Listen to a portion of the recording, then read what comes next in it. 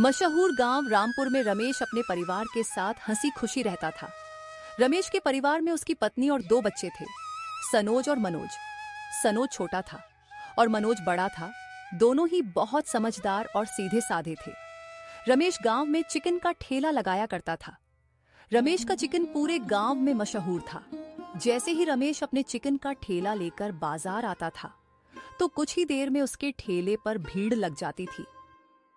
कविता में ठेला लेकर बाजार जा रहा हूँ। ठीक है जी। और फिर रमेश ठेला लेकर बाजार चला जाता है। जैसे ही गांव के लोग रमेश का ठेला देखते हैं तो उसके पास आते हैं। अरे रमेश भैया, आज बड़ी देर लगा दी, जल्दी आना चाहिए था ना। मैं कब से आपका इंतजार कर रहा हूँ। अरे भैया, आज थोड़ा सा काम था, इसलिए देर हो गई।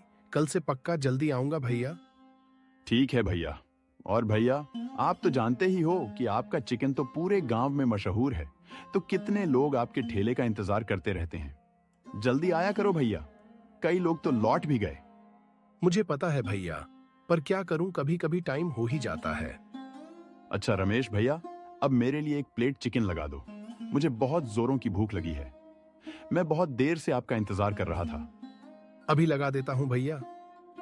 और फिर रमेश उस आदमी के लिए एक प्लेट चिकन लगा देता है।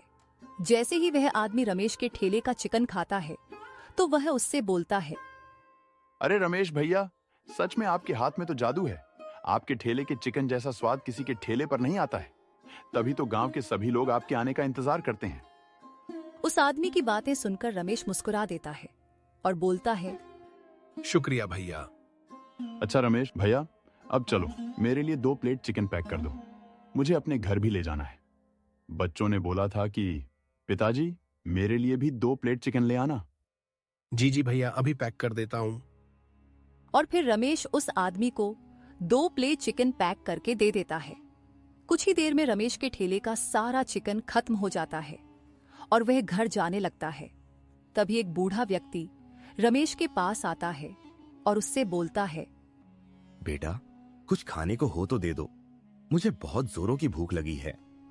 माफ कर दीजिए काका, अभी कुछ ही देर पहले मेरे ठेले का सारा चिकन खत्म हो गया। अगर आप बस थोड़ी देर पहले आ जाते तो शायद आपको मैं कुछ खाने को दे देता। कोई बात नहीं बेटा, मैं कहीं और मांग लेता हूँ।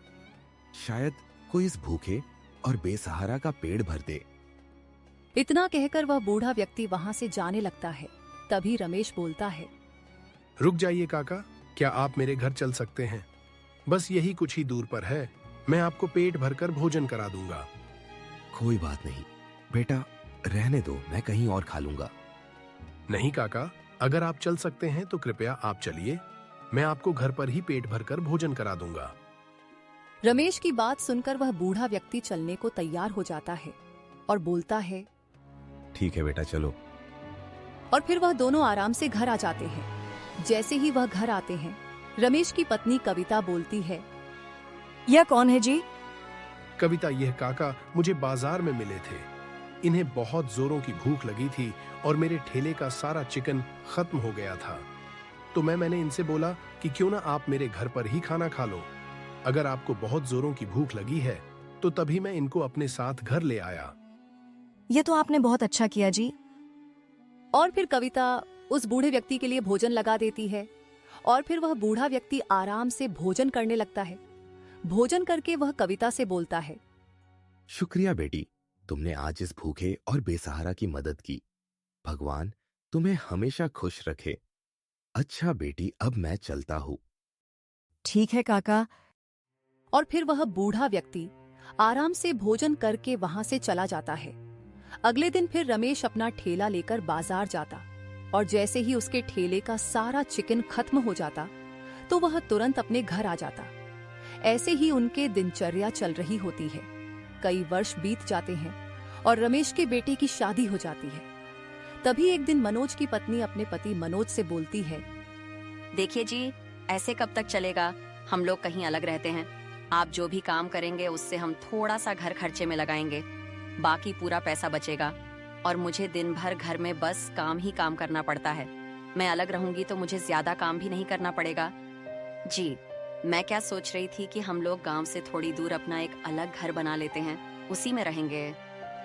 ये तुम कैसी बातें कर रही हो गंगा? हम अलग क्यों रहेंगे? माता पिता के साथ ही रहेंगे तो ज्यादा अच्छा है।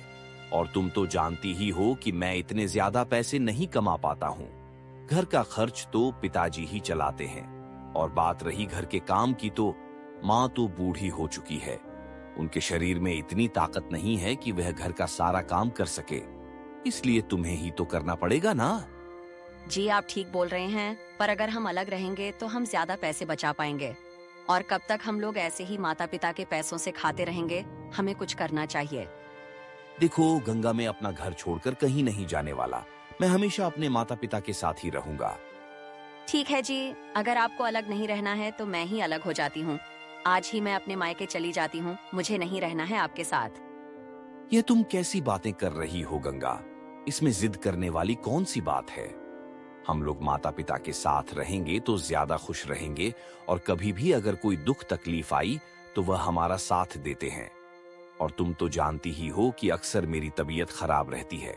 दवा का खर्च भी पिताजी ही उठाते हैं। तो फिर तुम्हें अलग क्यों होना है? जी मुझे कुछ नहीं सुनना है। अगर आप अलग नहीं हो सकते हैं तो मैं ही हो जाती हूँ ना। मैं कौन सा आपसे बोल रही हूँ कि आप मेरे साथ चलो। मैं तो बस आपसे पूछ रही थी। ठीक है गंगा, अगर तुम चाहती हो कि हम अलग रहे तो मैं आज ही पिताजी से बात करूंगा। फिर मनोज रमेश के पास जाता है। मनोज को उदास देखकर रमेश मनोज से पूछता है, क्या हुआ बेटा, उदास क्यों हो? कोई परेशानी है? मैं तो ठीक हूँ पिताजी। गंगा बोल रही है कि हम दोनों आपसे अलग रहे। यही पास वाले गांव में अपना एक छोटा सा घर लेकर बोल रही है कि अगर हम अलग रहेंगे तो हमें पैसों की ज्यादा बचत होगी। मनोज की बात सुनकर रमेश चिंतित हो जाता है और बोलता है, ये तुम कैसी बातें कर रहे हो मनोज? अलग क्यों होना है?